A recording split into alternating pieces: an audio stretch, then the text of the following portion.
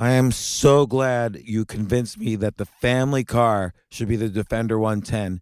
It is so beautiful inside, it's so comfortable, and it just feels indestructible. Yes, it really is. I've been waiting a long time for the new model to come out. The Defender 110, I'm telling you, it's my favorite car of all times. It's my third one.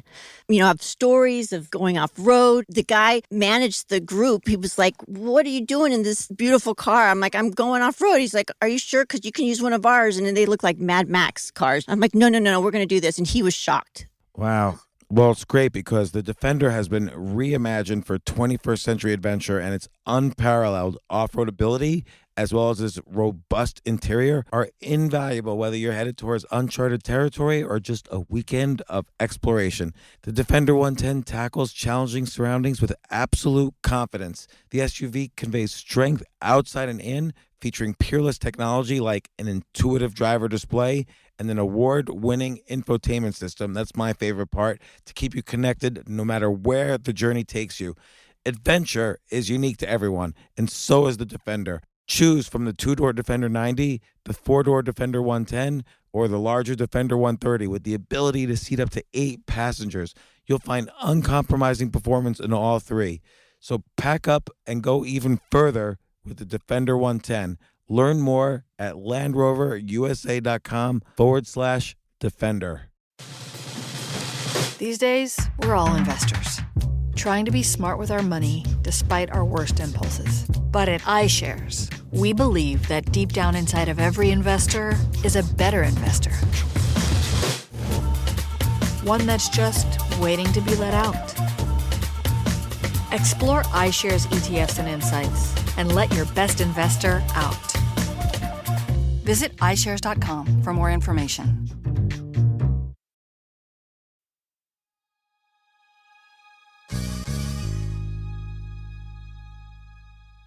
So last week, we had on my friend Dan Martell. He had this riveting story where he talked about how he almost killed himself. He was a drug addict, an alcoholic. The cops were chasing him. He spent time in jail, and he became an incredible entrepreneur after that. But also, there was something really amazing that when I heard him tell the story in 2013, I didn't know this was the first time he was telling this story. And I didn't know, this is what I really didn't know, which he revealed to me in last week's podcast, was that his wife and his in-laws heard the story for the first time, the same time I did, because I was watching him give the talk in 2013. And so in this next episode, we talk more about his path of entrepreneurship. He's done so well, and he's helped so many entrepreneurs also succeed with his advice and his guidance. And he's written a book about it called Buy Back Your Time. And we talk about that. But also, finally, I talked to Renee, his wife, about what was her reaction when she heard that incredible story. And that happens in this episode.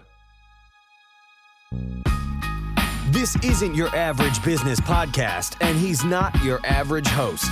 This is the James Altucher Show.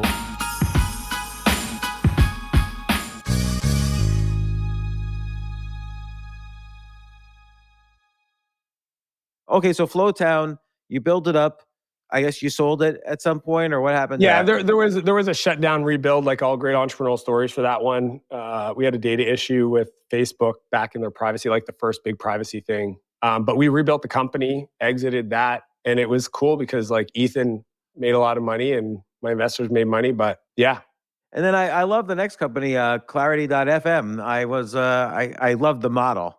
You were on there, man. I remember, because that's like that to me would have been. Yeah, I might have saw you on there. I knew of you, and then we met at MMT. Yeah, and so this was basically almost like an Uber of knowledge. Like if you had knowledge about something, you could sign up for Clarity.fm, and other people could pay for your time, and you would meet. Clarity.fm was the mediator in the middle that would connect people and help people discover and do the transactions and so on. Yeah, I just had a vision. I was in San Francisco. I just sold Flowtown, and I had a bunch of people emailing me. And I had this idea where, instead of replying all these emails, what if they could just call me or like build a queue? And then I could just like hit start calls, because I was friends with Jeff at Twilio. So I like knew the Twilio API. And I was like, I could just sit there and it could like read to me like, James wants to talk about, and then it would read me whatever you wrote, and then it would call you, and if you answered, we'd talk. And as soon as I hung up, because I drove a lot. I drove down the valley. In Canada, it's pretty much all we do because we're geographically challenged. So I just thought it'd be a great way to fill up dead space, waiting for people or whatever, going for a walk, get a workout in and talk to people. And I was on the top of the condo building I was living in. And I remember just looking out at San Francisco thinking, like, what if you could unlock all the friggin' deep technical product expert knowledge in that city for every other, because I grew up in Eastern Canada where I didn't have access to that network, right? Even if I knew of people, there's no way I was going to be able to talk to them.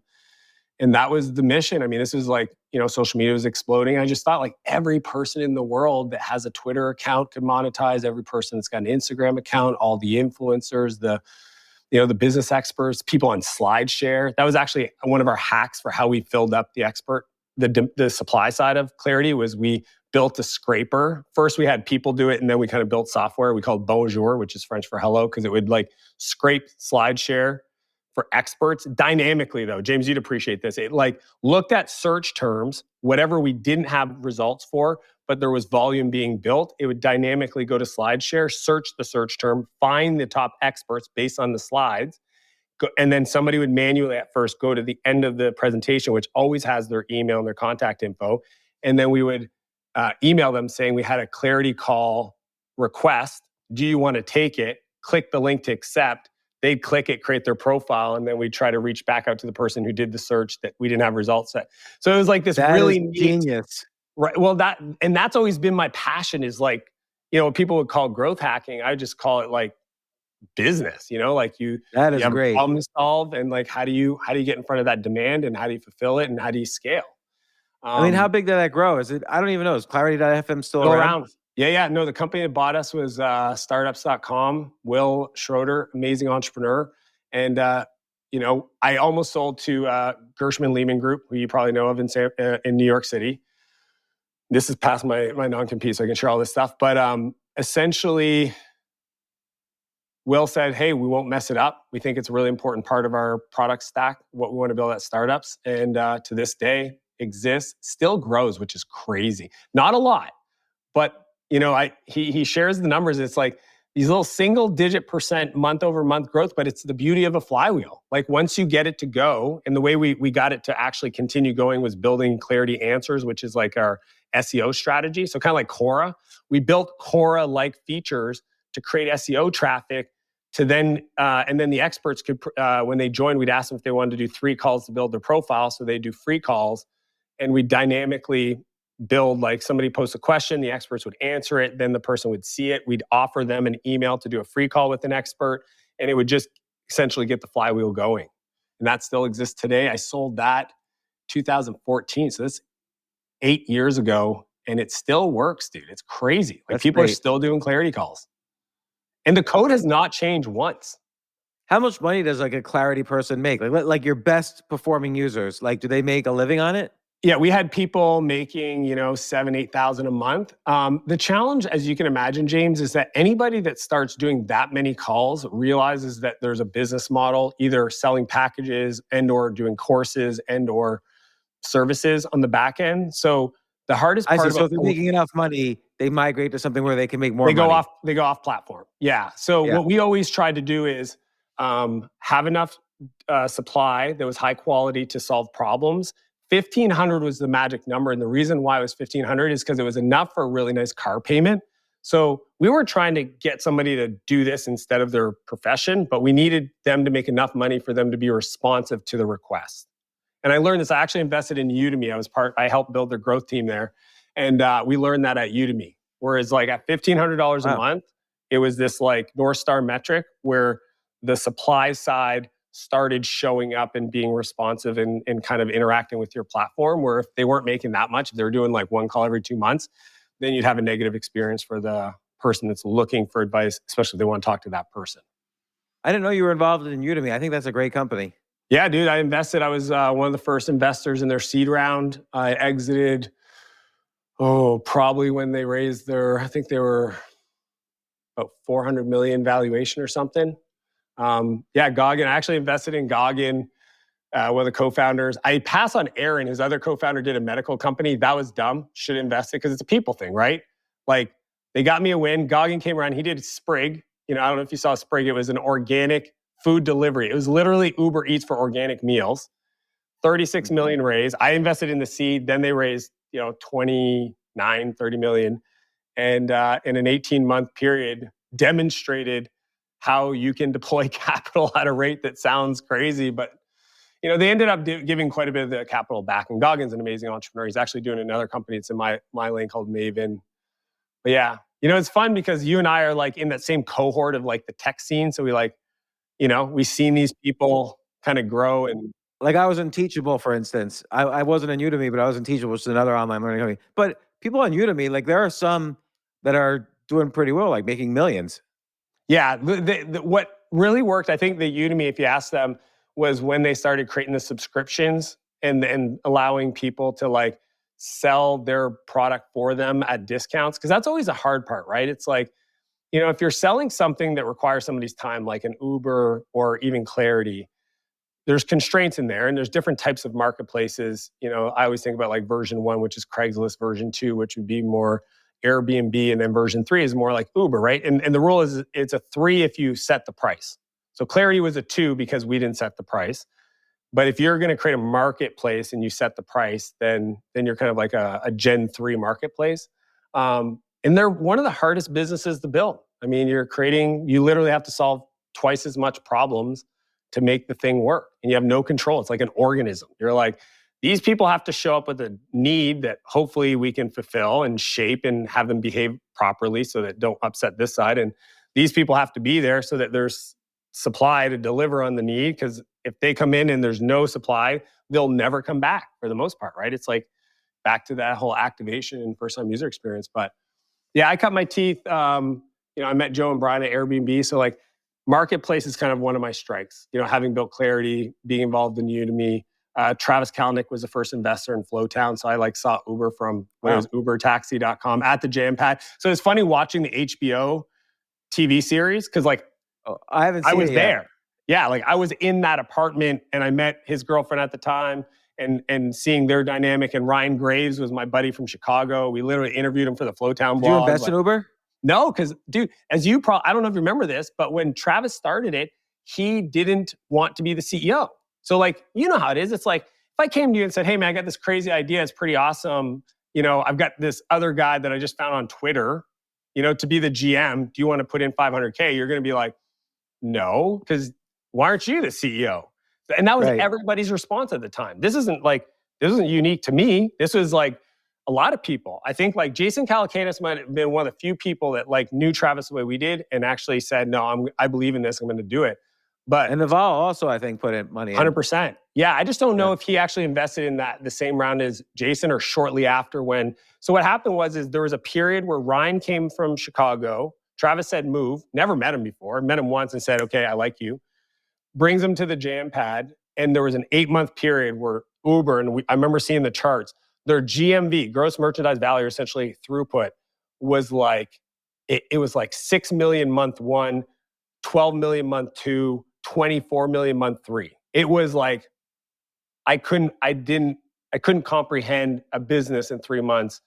I mean, that's cumulatively 70 million in revenue. And if you extrapolate that, and this is just San Francisco, it just was duh. So Travis immediately took back over as the CEO and made Ryan COO, which he stayed for a long time. I mean, kudos to Ryan. Him, Molly and Ryan were friends of my wife, Renee, and I's. So I remember just watching him grow into the operator that could deal with this craziness. I mean, it was, dude, I didn't see Travis for 4 years, and he was an investor and an advisor. He was actually a formal advisor. We gave him 1% equity to be an advisor. He taught me everything I know about fundraising. That Travis is world class. He had this blog post he wrote called Raising Skills with a Z, Fundraising Skills with a Z. His username used to be called Kona T-Bone. That's who he was on Twitter, Kona T-Bone. That was his, not Travis Kalanick, it was Kona T-Bone. And he had a blog post, and it was the most advanced fundraising, stuff have your investors text the other investors in this sequence, this message, very, play your power song in the car before you go in to meet with investors. He made us, we were listening to Linkin Park and Jay-Z, my co-founder Ethan and I, in the car, like that remix. I think it was, I forget what song, but just get pumped up and then go meet with the investors. Like Travis was very serious. And that's why I was not surprised to see him just absolutely crush the fundraising game. And this is related to, though, buy back your time. I know so many entrepreneurs, including myself, who at different points got burnt out because all they were doing was working on their business and losing their life. And at first glance, you don't think that that's so important. You think, okay, well, I'm going to work really hard, I'm going to make money, and then I'll have a life. But they're related. Like you don't become truly high performance until you have a life. Also, people who are alive have better performance. Well, it's a math problem. So here's what's I learned quickly, because essentially what happened is I went to work in the morning like I did most Sundays to process mail or whatever. I was building Spheric at the time. It was about 5 months away from my exit, but I was engaged to a different lady than Renee, who you met. And I came home and I was late. I was like 2 or 3 in the afternoon. I was supposed to be back at like 11:30 because there was some, this is how little birthday, something she wanted me, my fiance at the time, to go to. And when I showed up, she was literally in the kitchen just in tears and just takes the ring off and drops it on the counter and says, I can't do this. Wow. And she walks out.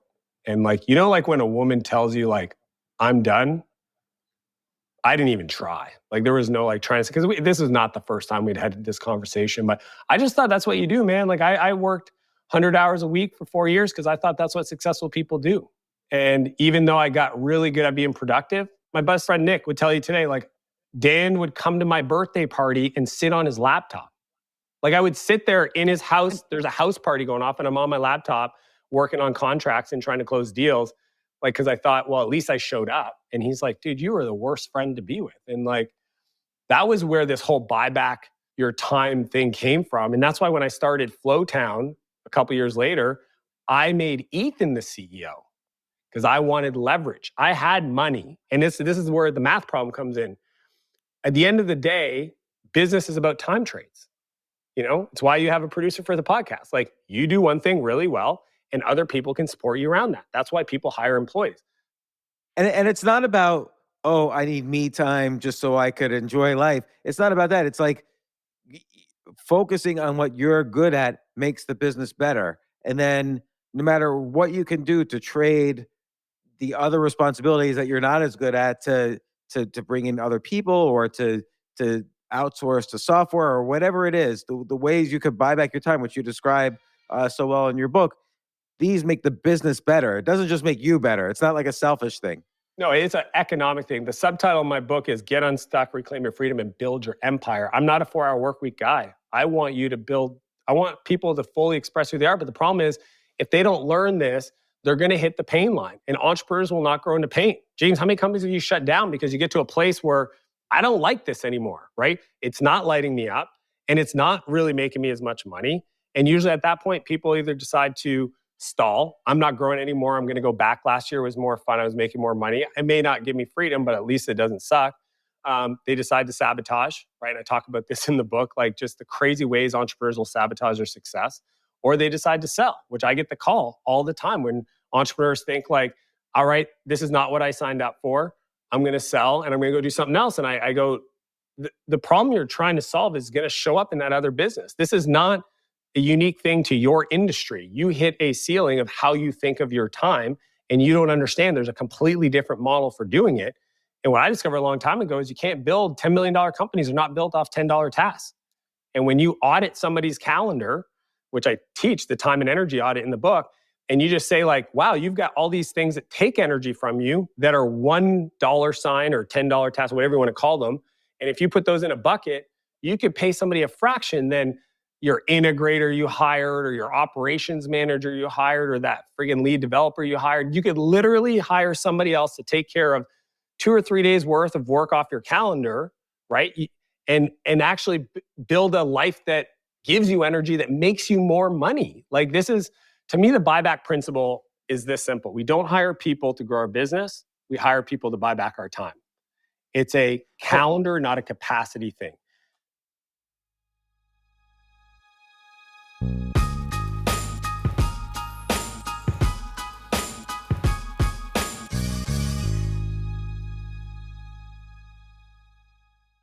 know what I love about fantasy sports is that even though I'm not going to be a great basketball player or a baseball player or a football player or whatever, I feel like I get to participate and make decisions and use my knowledge of these different leagues to or these different sports to compete.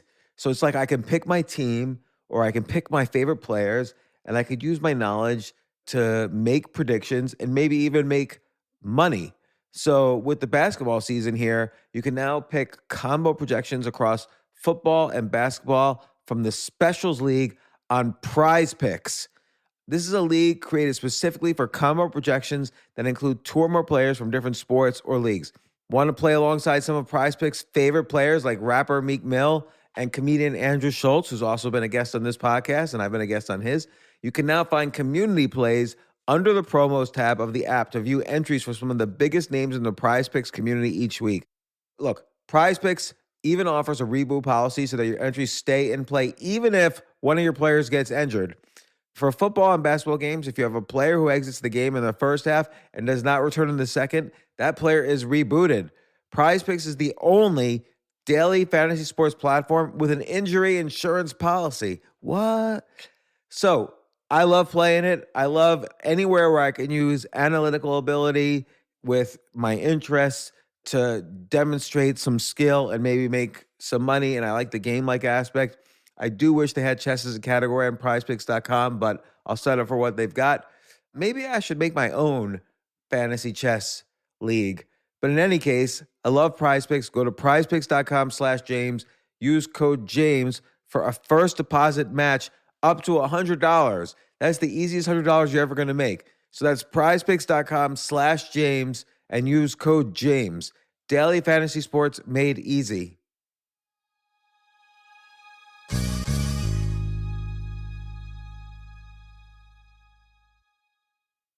The future of learning is definitely online. Like, it's such BS that you have to spend $200,000 or take $200,000 in loans and go to some fancy school when it's useless. It doesn't guarantee you a job.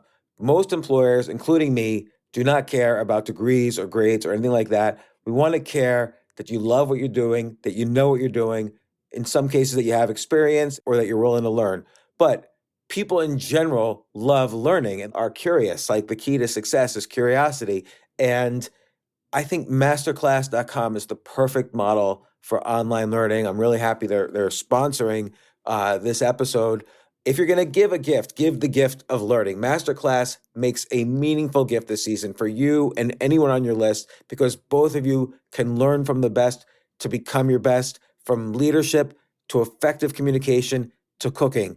Let me tell you some of the classes I've taken. I've taken comedy from Steve Martin. I mean, can you believe I can take a class from Steve Martin on comedy, or Judd Apatow, my favorite comedy director? I could take an actual class from him on writing. Wolfgang Puck on cooking. Dan Brown on writing, or Judy Bloom, who's been on this podcast, on writing. By the way, Wolfgang Puck also has been on this podcast. It's such a pleasure. I try to take classes all the time from masterclass.com. And whether you're watching Masterclass on TV or listening in audio mode in the app or on their site, the quality speaks for itself. It's like these Masterclass instructors are your own personal mentors that are going to help you reach the next level. How much would it cost to take one-on-one classes on comedy from Steve Martin or on chess from Gary Kasparov? You just wouldn't be able to do it. But it would cost hundreds of thousands of dollars. With a Masterclass annual membership, it's $10 a month. Memberships start at $120 a year for unlimited access to one-on-one classes with all 180 plus Masterclass instructors. So it's not just $120 for one instructor. You get all 180 plus Masterclass instructors. Boost your confidence and find practical takeaways you can apply to your life and at work. And if you own a business or are a team leader, use Masterclass to empower and create future-ready employees and leaders. That's the real education in today's world. So this holiday season, you can give one annual membership and get one free at masterclass.com/JAS. JAS, of course, stands for the James Altucher Show. So right now you can get 2 memberships for the price of one at masterclass.com/JAS. Masterclass.com/JAS. Offer terms apply.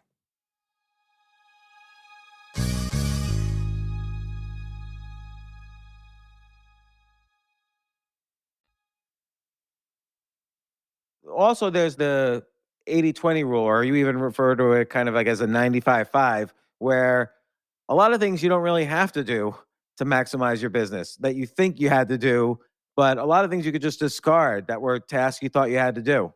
They're just beliefs, right? Like we have beliefs that nobody else is going to do this better. I could never hire somebody to do this. If I hire somebody, they're gonna do it worse.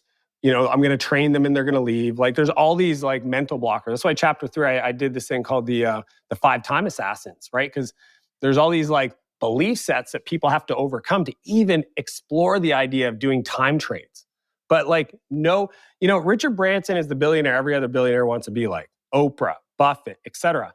What they've become world class at, anybody that has an aspiration to build their empire, is they're great time traders.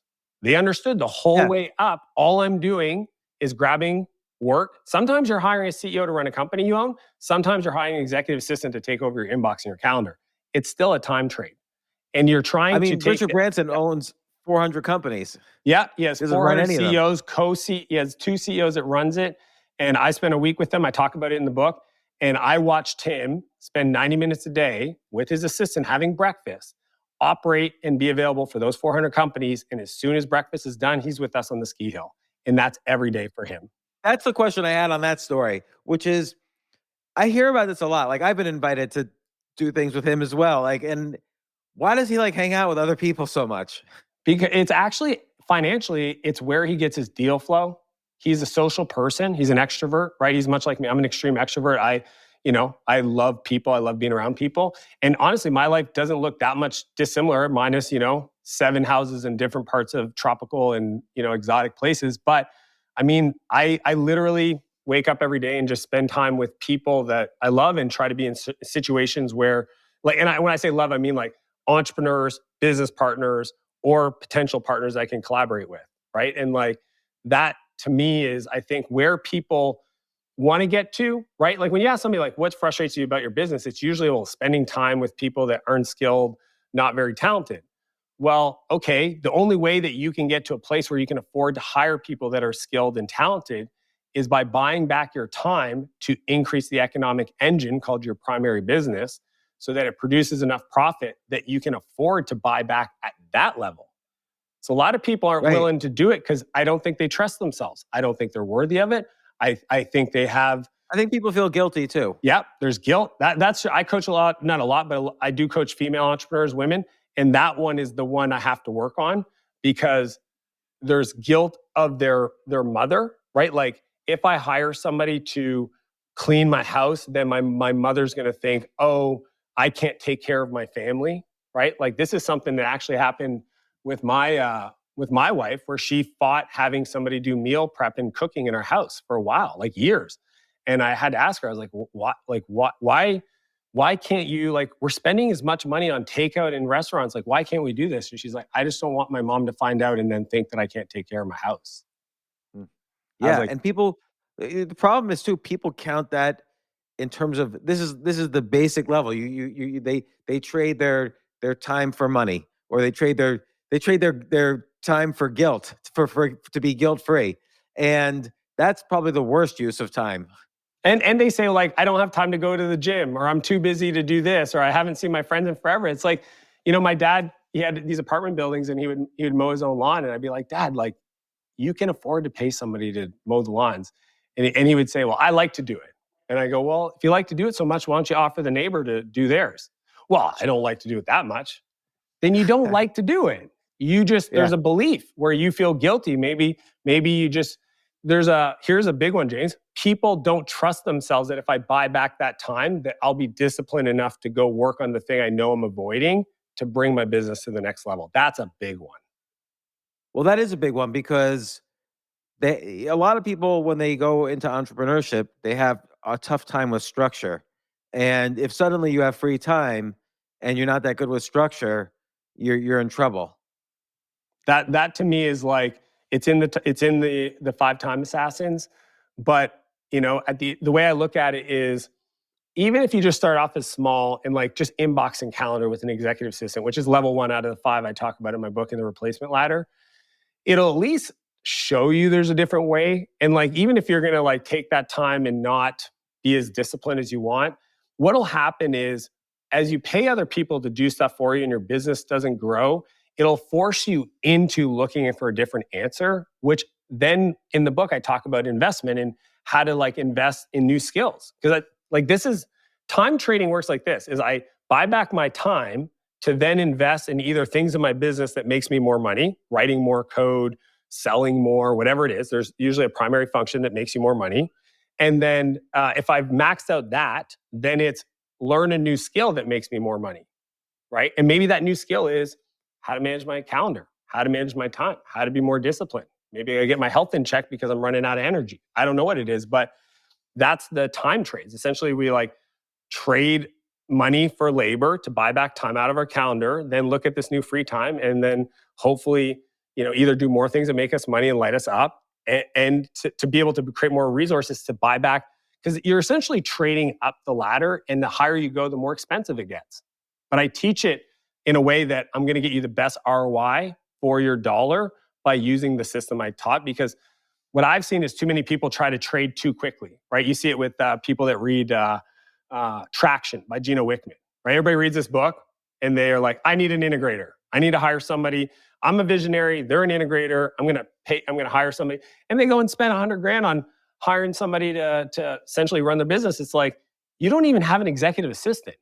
Like, you don't even have somebody that deals with account receivable, posting on social media, like basic stuff. And you're going to go spend $100,000 on somebody that's supposed to like run your company. Like, you haven't even learned anything. So it's for me, my mission is I want entrepreneurs to create more. I think the world would have more art in it, entrepreneurs in it. Like, when I say art, I mean the entrepreneurial output is their craft, their art.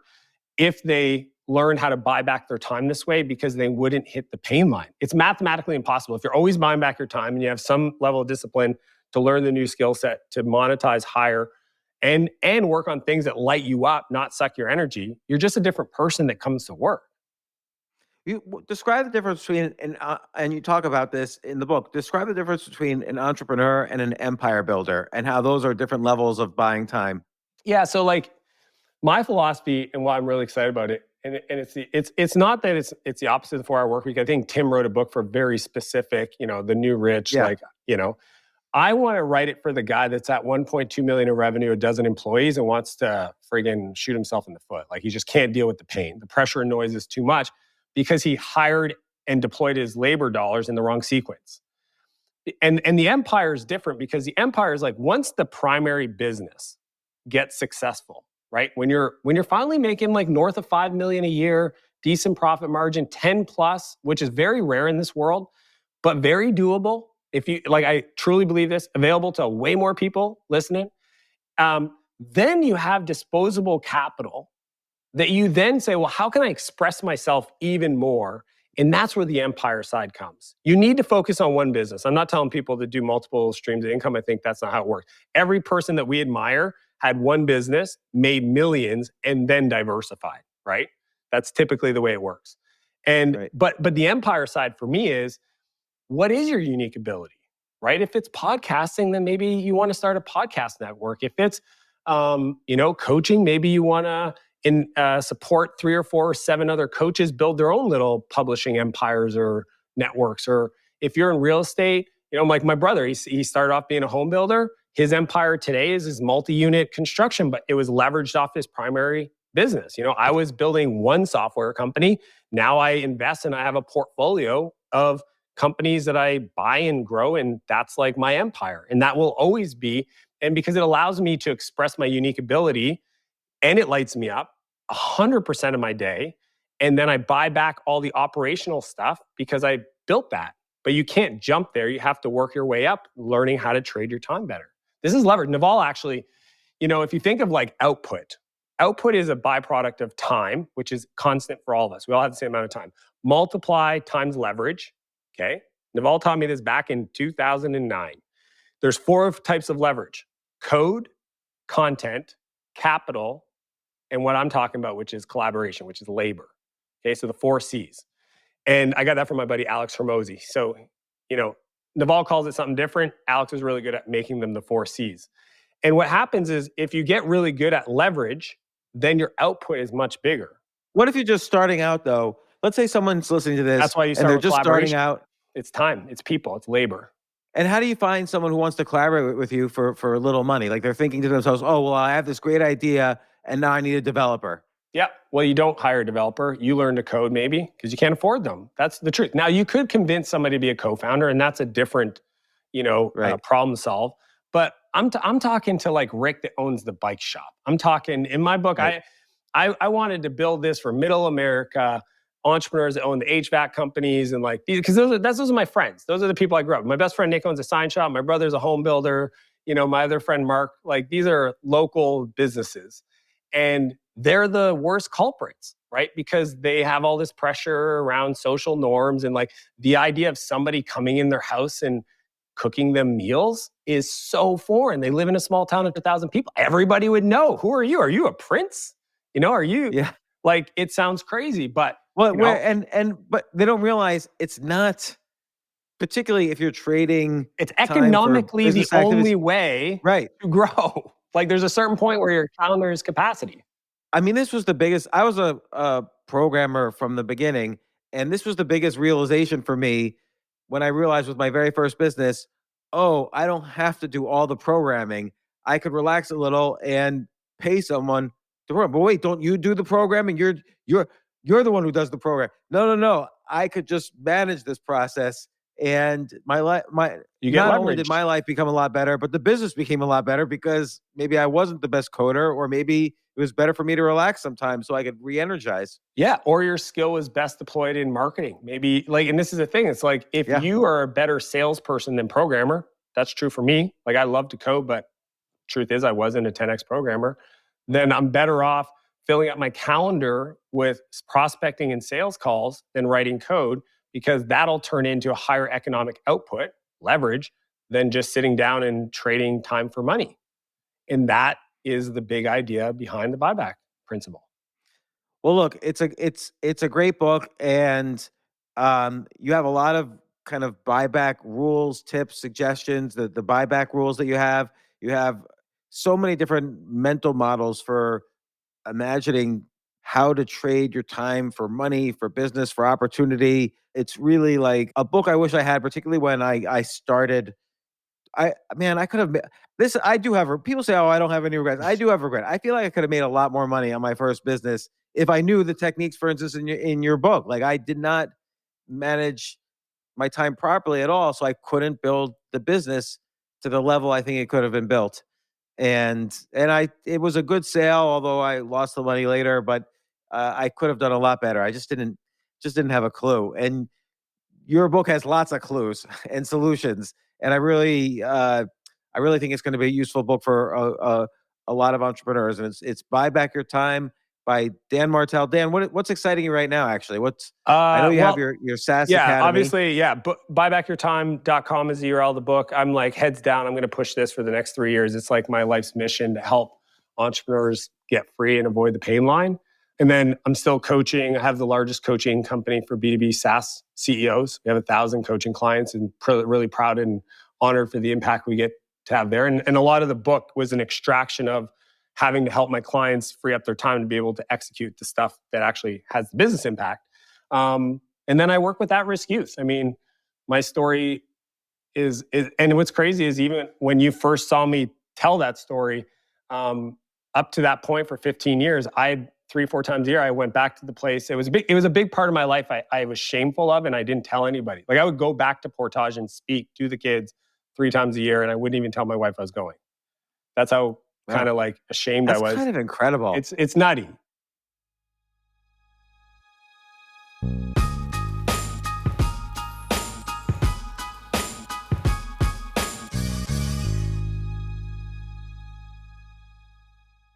Oh my gosh, I love these clothes. Mizzen and Main. That's Mizzen and Main. It really is the most comfortable work clothes. Travel clothes. I had to travel this whole week. I'm traveling for a week and a half, and I just took Mizzen and Main clothes with me. Close out 2023 in style with comfortable, breathable, packable, and machine washable pieces from Mizzen and Main. As you wrap up your year-end goals, enjoy a Mizzen and Main dress shirt that you can wear confidently. I like that they've very just nice, solid colors. I don't really like to get all fancy in patterns and everything, although they do have some pattern shirts, but very comfortable clothes, stretchable pants. It's just super comfortable, but they look professional and you can wear them casually or professionally. I like some of their flannel shirts or untuck shirts. I love untuck. I never tuck in. So again, whether you're shopping for a special someone or giving yourself the gift you really want, I just buy myself gifts. Mizzen and Main is the perfect gift for any guy who works, travels, and or cares about looking and feeling great. As you could tell by my many photos across the internet, I care about looking fantastic. I'm practically a model. And let's be honest, every guy loves to look great. So again, shop now at mizzenandmain.com and save 20% when you spend $130 or more using promo code James. That's promo code James at Mizzen and Main, Mizzen and Main.com.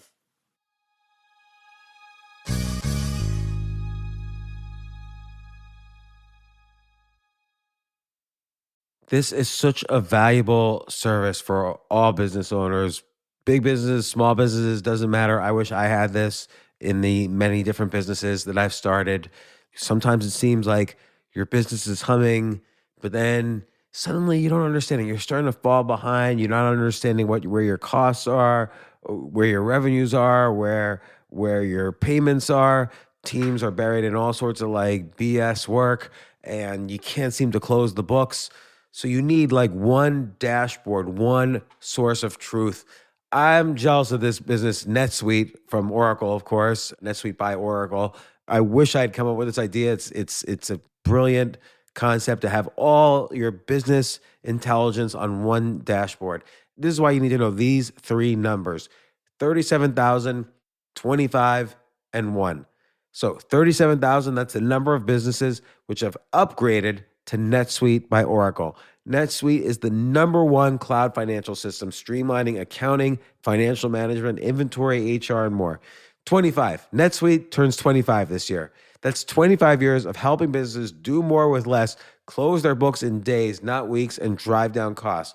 1, because your business is one of a kind. So you get a customized solution for all of your key performance indicators, your KPIs, in one efficient system with one source of truth. Manage risk, get reliable forecasts, and improve margins. Everything you need to grow all in one place. So right now, download NetSuite's popular KPI checklist designed to give you consistently excellent performance absolutely free at netsuite.com/James. That's netsuite.com/James to get your own KPI checklist. netsuite.com/James.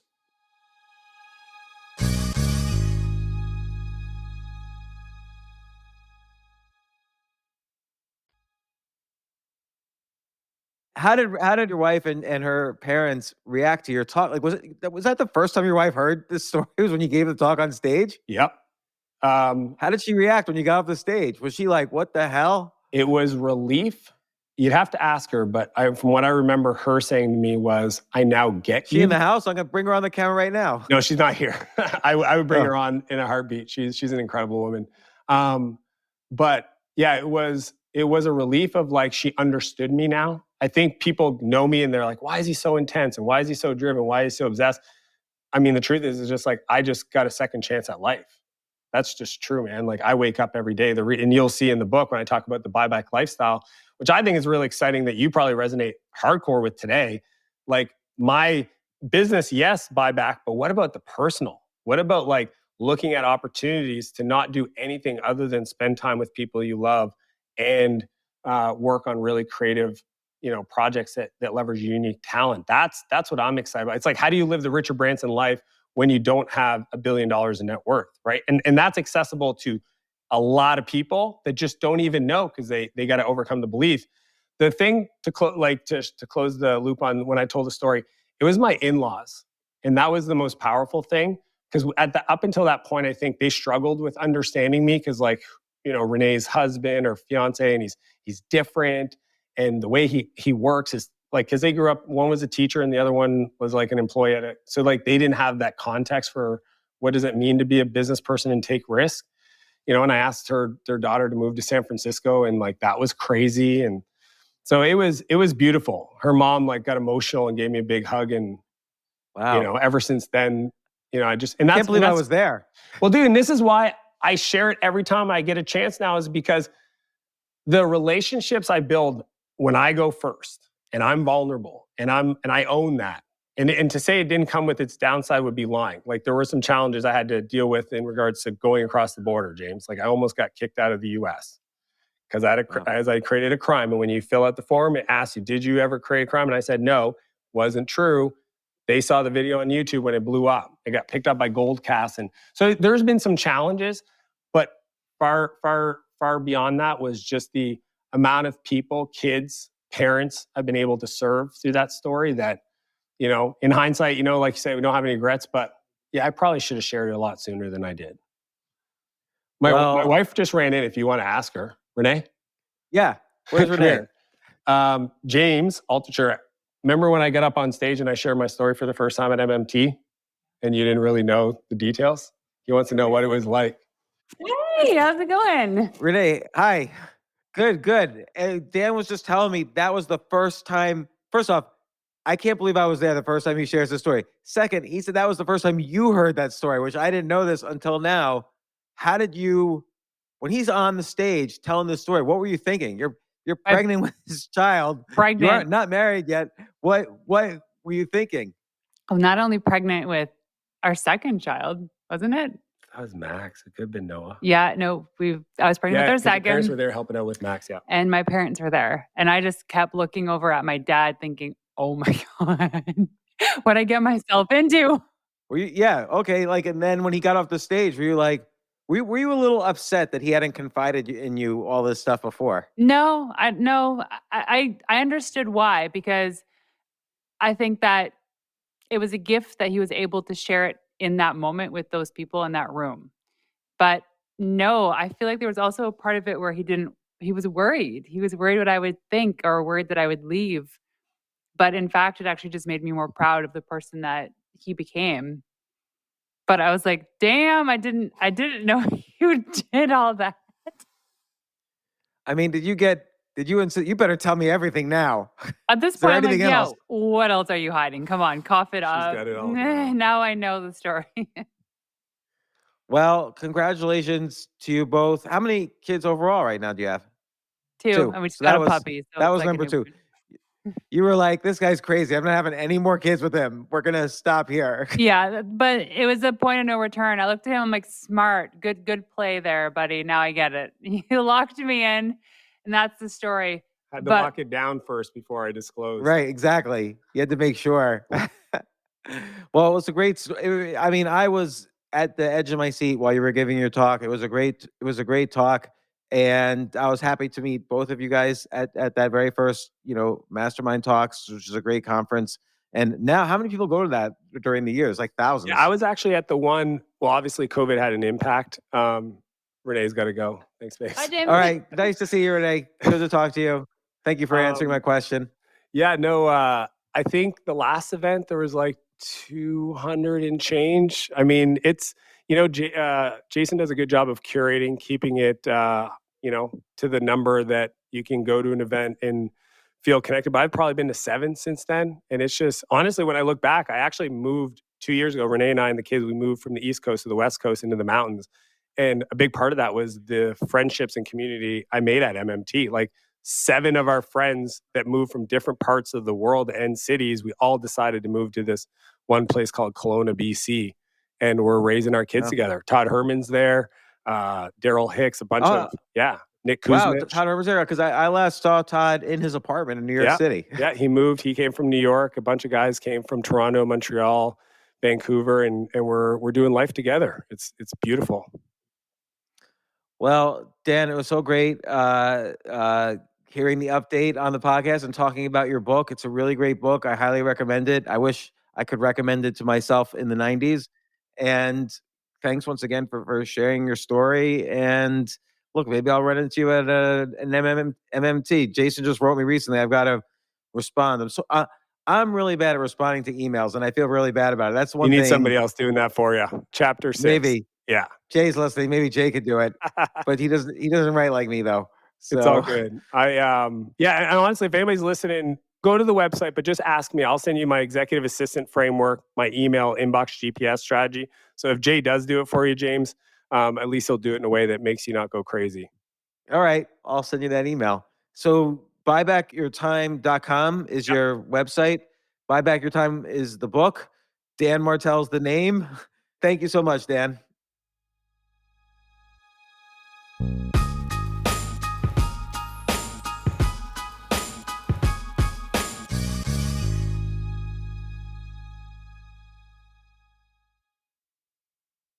To feel your best, you need quality sleep. To achieve quality sleep, you need the right mattress. Find yours at Mattress Firm's once-a-year sale and clearance.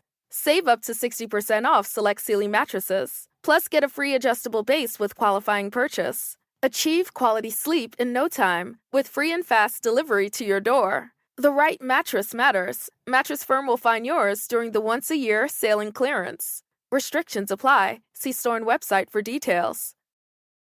Pandora makes it easy for you to find your favorite music. Discover new artists and genres by selecting any song or album, and we'll make you a personalized station for free. Download on the Apple App Store or Google Play and enjoy the soundtrack to your life.